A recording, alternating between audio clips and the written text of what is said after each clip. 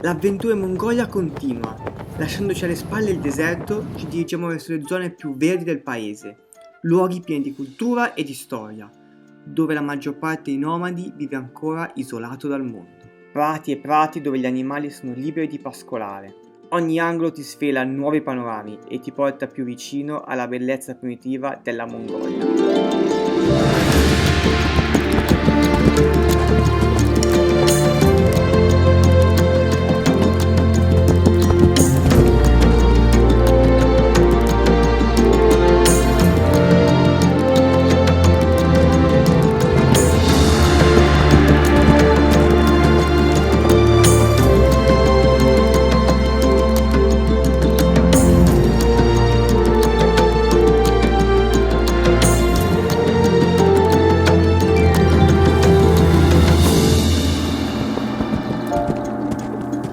Dopo 8 ore di macchina finalmente siamo arrivati al nostro prossimo camp, in mezzo a questa pianura verde, devo dire fantastica.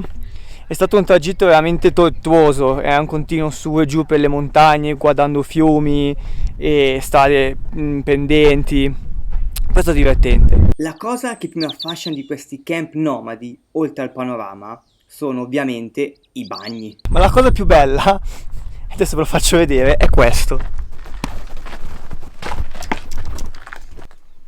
L'utilità dello scovolino quando c'è la tazza che dà direttamente sul prato.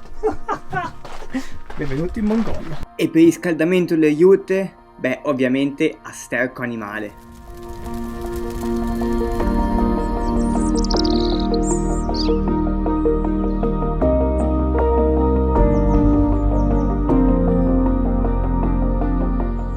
Qua incontro questo papà con suo figlio, che ci racconta un po' la vita in queste zone. Do you like living here? Nice. Yeah. Nice. La vita è molto semplice qua, ci si adatta con quello che si ha. Si vive coltivando la terra e allevando il bestiame. D'estate le famiglie si spostano qua con i bambini per insegnargli le tradizioni nomadi e per far sì che questa cultura non venga persa. In pratica il ragazzo si diceva che qua sono tutti parenti, sono tutti imparentati e che lui ha sposato una sciamana di queste terre, ce ne sono 4, lei è una di quelle, e quindi si è trasferito qua per vivere appunto con lei. E qua vivono ancora come i nomadi, cioè fino a 2 anni fa non c'era neanche la connessione a internet, non c'era segnale, qua si spostavano addirittura con gli yacht, non c'erano neanche le macchine.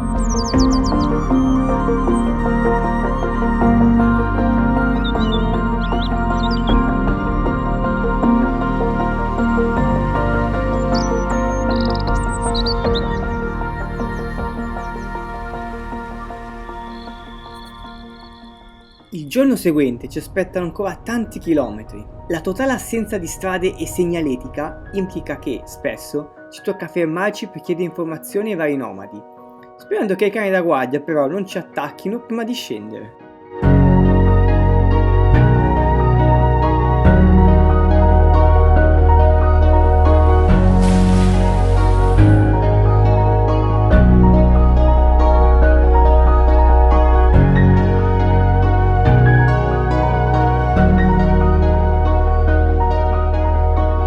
Una cosa da provare in Mongolia sicuramente è un giro coi cavalli in queste terre verdi immense. Quindi oggi proverò questa esperienza, prima volta a cavallo, vediamo un po' come andrà a finire.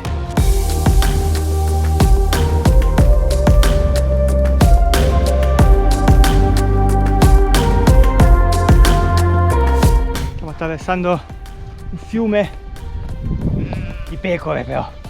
Stop! No, oh, si è fermato e mangia.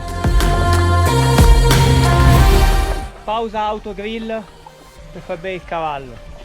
Esplorare queste terre a cavallo, come fanno i loro abitanti, ti permette di comprenderne meglio il loro stile di vita. Inoltre sono i primi che spingono per un turismo più sostenibile, basato fondamentalmente sull'utilizzo del solo cavallo, per evitare che il turismo di massa possa rovinarne l'ambiente.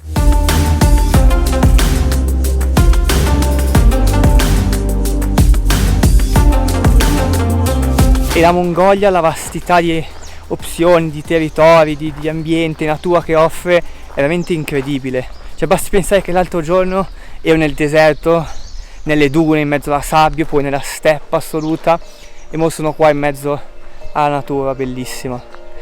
È veramente, sembra una favola, sembra.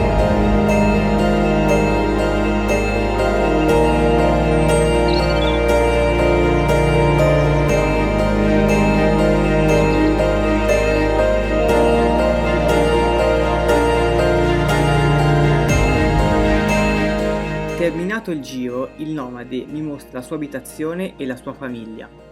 Lui vive in questa gare qua, mentre la cucina è una gare separata, ed è tutto una gare, tutto un cianfusaio di cose, vestiti sopra i mobili, sopra la televisione, sopra i letti, e loro vivono così, cioè praticamente in pochi metri quadri, ma in praterie di chilometri e chilometri. Parlando un po' con lui, ho avuto modo di scoprire che ci tengono molto a mantenere il loro stile di vita nomade, perché essere nomadi ormai è diventato un business, sia per le escursioni coi turisti, ma anche grazie alla vendita di prodotti alimentari come il latte e il burro. In tutto questo è stato anche molto gentile a offrirci il pranzo. A quanto poi c'è questa usanza dove bisogna passarsi queste rocce che sono state usate per cucinare, per la buona suerte, la buona fortuna e per far circolare meglio alcune vene piccoline. E comunque mi chiedo, ma in tutta questa valle di niente, perché? Cioè, posso andare là, ovunque a farla. Vabbè.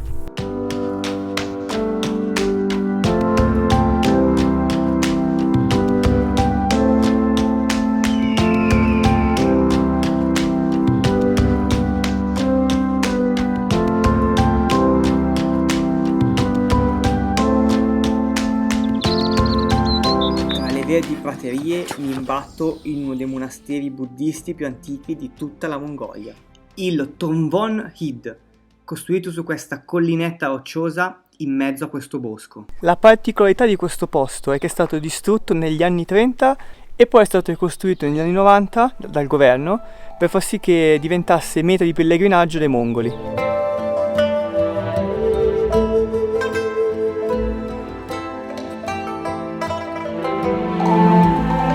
Il nome significa paese della felice solitudine ed è formato da 14 piccoli templi. Dal 96 questo sito rientra ufficialmente nel patrimonio UNESCO.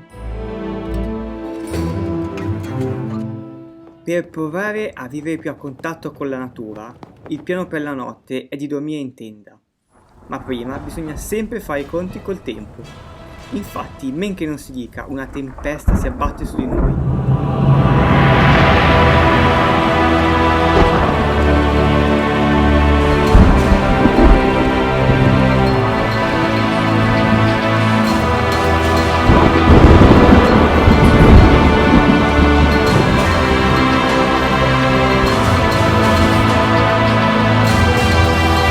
Eh sì, quella è la nostra tenda che vola via. Stazione un po' critica. Io penso a fare... Siamo qua nel mezzo di niente, rischiamo di morire, non è vero. E io penso a fare video. Se tendo a questo faccio così, vola via. Per fortuna troviamo rifugio da una famiglia nomade in zona. In poco tempo ci monta sulla stufa e prepara la gare per la notte.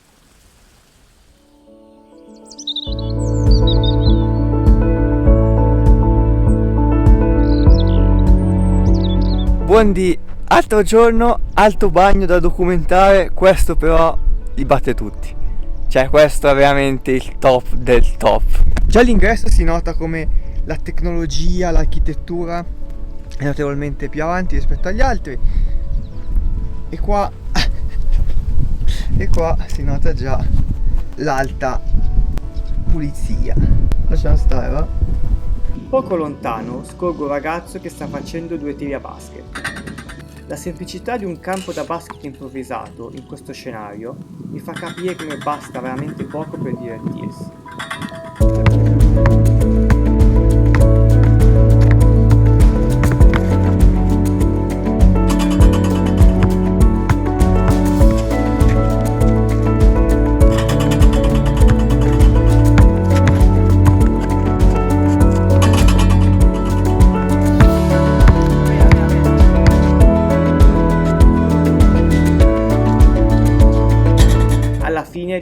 regalargli la mia maglietta di Michael Jordan.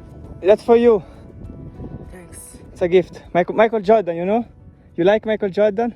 Ok, thank you. Thank you. Prima di riprendere il viaggio, però, è d'obbligo fare una cosa.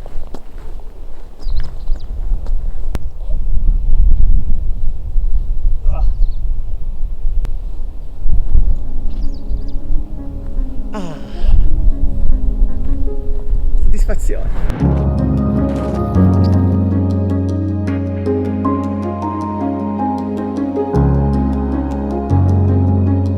Lungo la strada ci fermiamo in un posto veramente particolare. Siamo arrivati al Mini Naadam Festival. Mini perché è una piccola presentazione del Naadam Festival ufficiale che si tiene a luglio, che è il festival più importante per i mongoli, una festa nazionale. Andiamo a scoprirlo.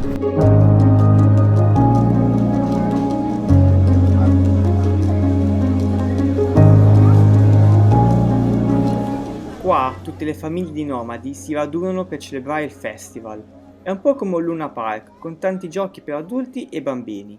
E ovviamente l'evento più atteso è la corsa con i cavalli.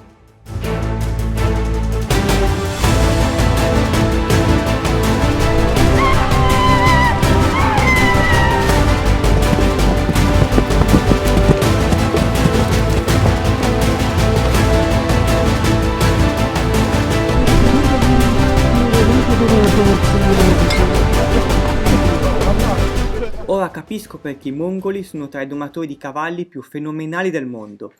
Se già a questa età sanno andare così. Il viaggio prosegue in direzione di Karakorum. Questa è stata la prima capitale dell'impero mongolo ed è dove Gengis Khan iniziò la sua dinastia. In una parola, Karakorum è una città cosmopolita che ospitava gente da tutto il mondo, come cinesi, indiani, arabi, arrivando fino agli europei. I resti dei templi buddisti sono solo una piccola parte di ciò che resta del passato.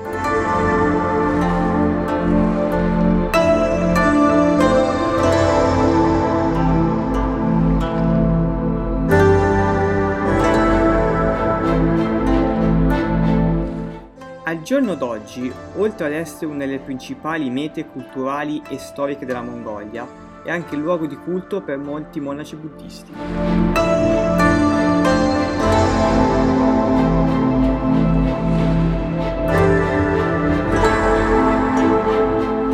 La dinastia di Gengis Khan ha lasciato un forte impatto sulla cultura e storia mongola. Basti pensare che l'apice del suo impero si espandeva dalla Mongolia fino all'attuale Polonia, passando per tutto il centro asiatico, diventando così uno degli imperi più grandi della storia.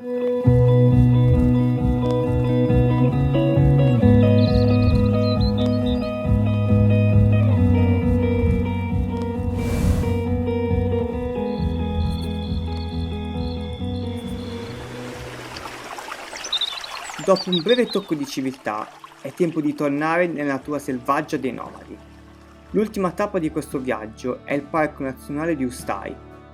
Questa riserva è nota per ospitare specie di cavalli selvaggi veri e propri, ovvero quelli che non hanno un padrone. Più altre specie di animali, come uccelli, cervi, marmotte e molti altri.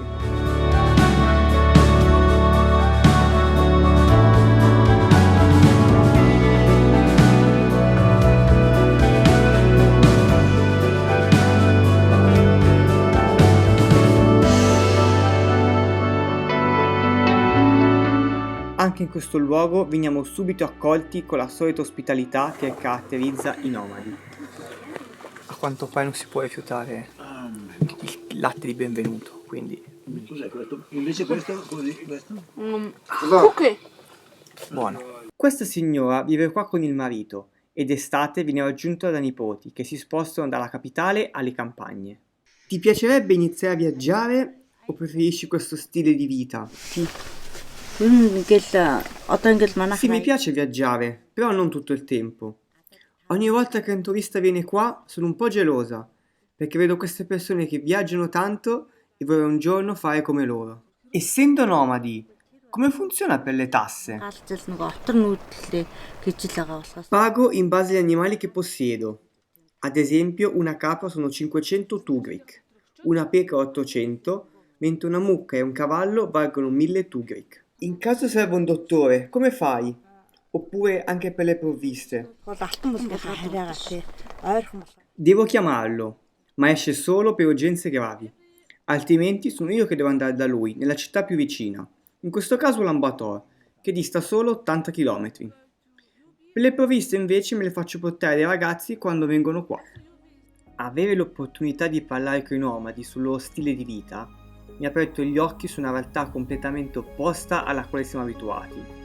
Hanno fatto della semplicità una virtù, abbracciando un'essenzialità che a molte società moderne è ormai sfuggita.